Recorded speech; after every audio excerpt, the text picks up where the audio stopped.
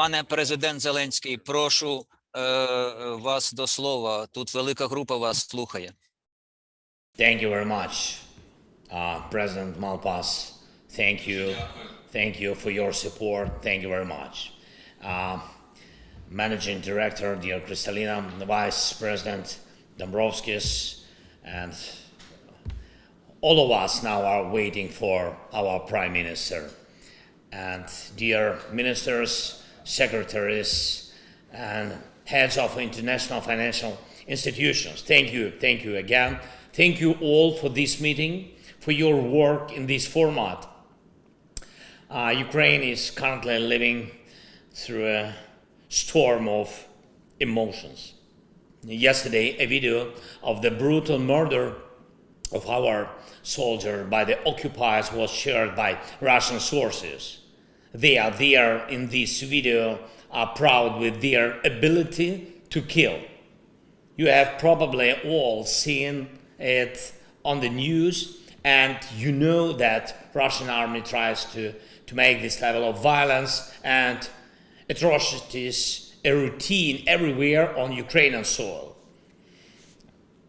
Every time when they do something like this, one gets shocked like for the first time, and death brought by Russia must not become a usual routine. The long story of Russian impunity must finally stop. And I thank everyone in the world and all of you who help Ukraine to survive. But every day we'll lose our people, men and women, adults and children who die at the hands of Russia. Please, would you please, I ask you now to honor with a minute of silence the memory of the Ukrainian soldier whose death the world saw yesterday, and the memory of all of our people whose lives were taken away by the Russian invasion. Please.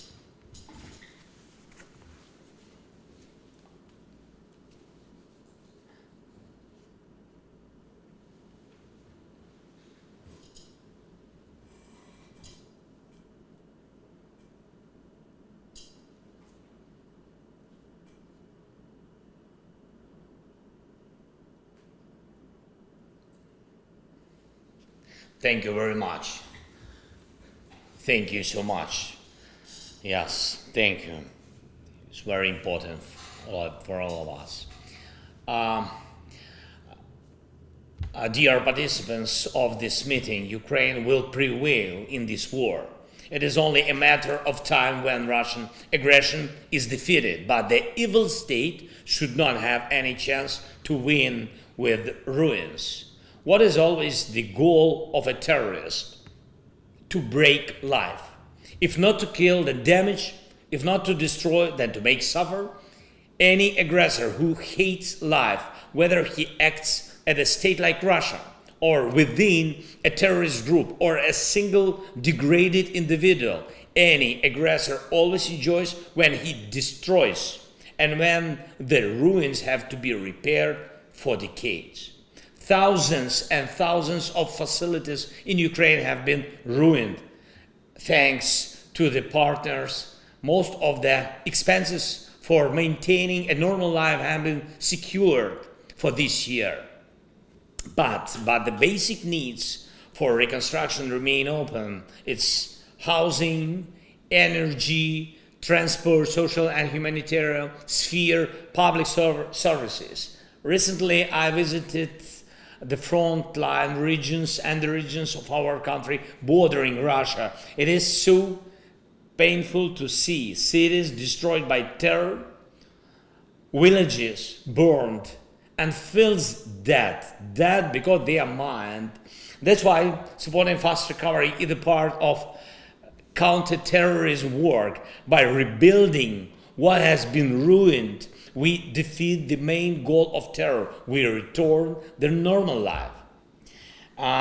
The second point, the essence of the evil state. For the first time in history, the world has such a vast opportunity to change, to charge the aggressor with compensation for damages. the one who is guilty of the unprovoked and illegal war. For example, the World Bank provided a new assessment of the losses and needs of Ukraine. $411 billion. Every day, Russia increases this account. The world has Russian assets of various types that cover such a level of losses.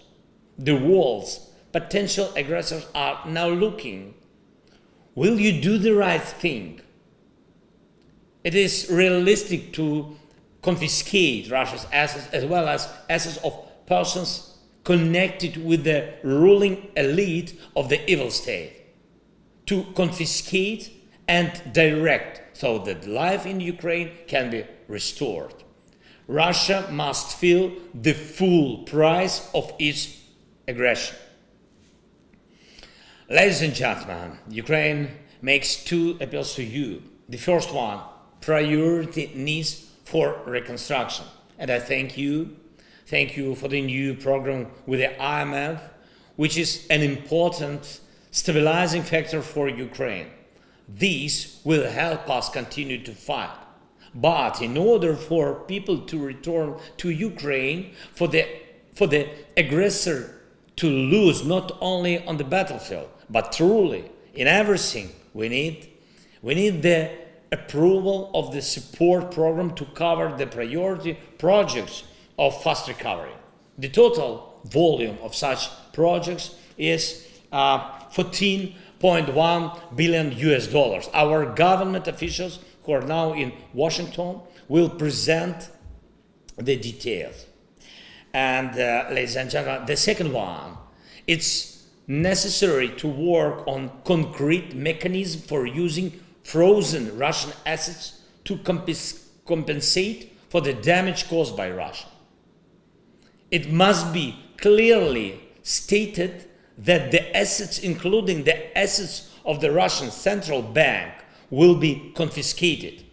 It will be a peacemaking act on a global scale. Potential aggressors must see this and remember that the world can be strong. There may be different formats of solutions, but the faster and more effective the solutions are, the more reliable and long-lasting peace after this war will be. Ladies and gentlemen, there are no secondary front lines in this war. All of them require attention and strength. The financial front line in particular. We are doing our part, and I am grateful to everyone who helps, but the fundamental decisions are up to you, and I believe that they will be made. Thank you very much. Glory to all those who are now fighting for life and freedom for our people. Slava Ukraini!